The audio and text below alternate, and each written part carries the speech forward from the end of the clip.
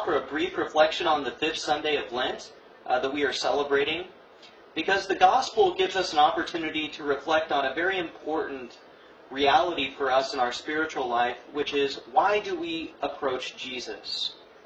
There is something that underlies every action that we do. Every decision we make and every action that we perform, whether we're conscious of it or unconscious, we are acting because we want to be happy. All the decisions that we make, all of the thoughts that we have are driven by that principle that we want to be happy. Now, because of our fallen nature, we often settle for things that will not bring us complete or perfect contentment. As St. Augustine said, that our hearts are restless until they rest in Him.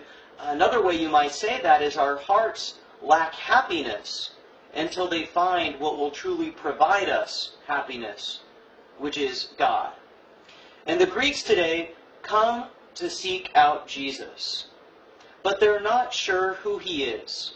In fact, the reason they're coming to Him is because they've heard that He is a great miracle worker.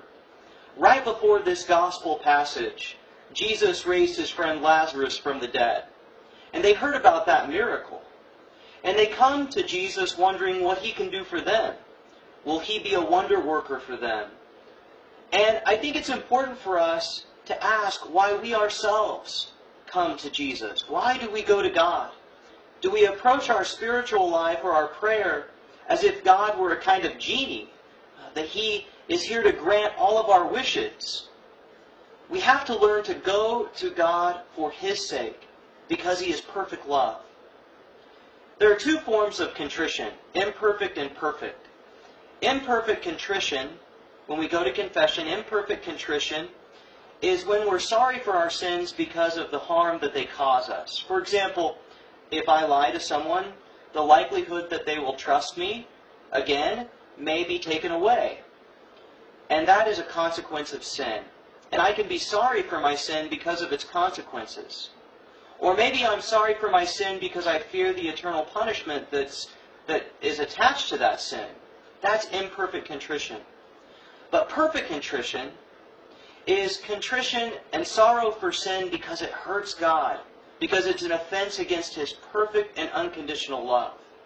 And just as there are two forms of contrition, perfect and imperfect, there are two ways that we can come to know God. And one is perfect and the other is imperfect. In our theology, we can know all there is to know about God. I can know everything there is to know about God on this side of heaven and yet really not know God.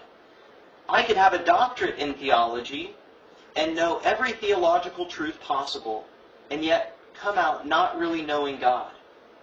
It would be like someone trying to describe to me a person that they know.